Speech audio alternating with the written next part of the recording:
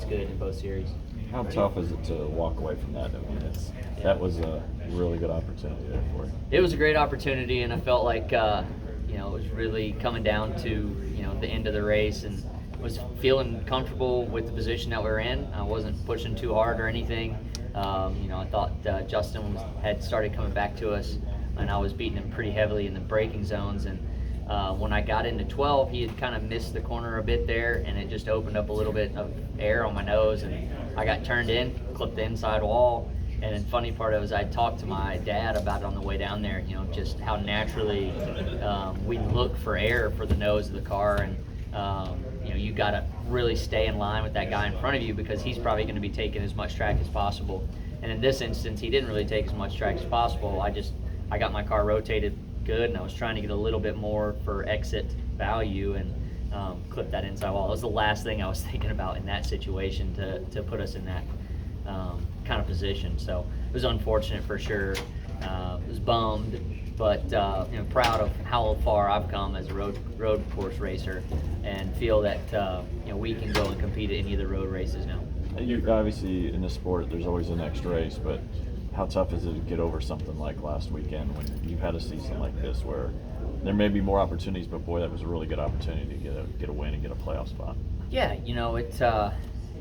it can be frustrating, but you gotta have a small mind on that stuff. You gotta move on to the next week, and I saw it last year firsthand. It can all change in a blink of an eye with Daytona, putting our team in a championship position. So every weekend's an opportunity in this sport. Everybody's really good at what they do, and this car and the way things are, you can't mentally take yourself out of it ever, because you just never know the position that you're going to be in.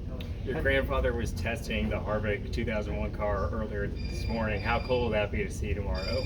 Yeah, it's very cool. My dad said he's more nervous about the 29 car going around the track this weekend than our Cup car. So he wants to make sure that car makes his laps, and then he'll be relaxed for the rest of the race, because it's our whole shop is dug in on that car and put in a lot of work to get it running. How do you feel Atlanta's matured as a super speedway track?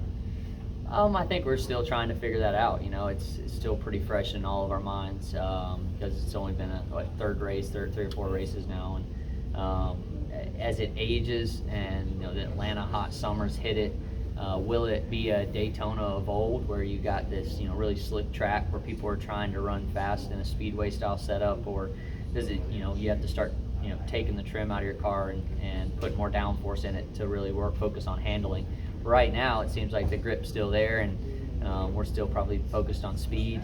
The heat will definitely be a factor, but luckily these are night races. Do you miss the old layout, or are you liking this new layout? I think everybody misses the old layout, because as a driver it was very challenging and slick, and you had to hit your line and find that little trough in the edge. Now it's another speedway, so it's exciting and adrenaline for all the fans. For the drivers, it's a little different.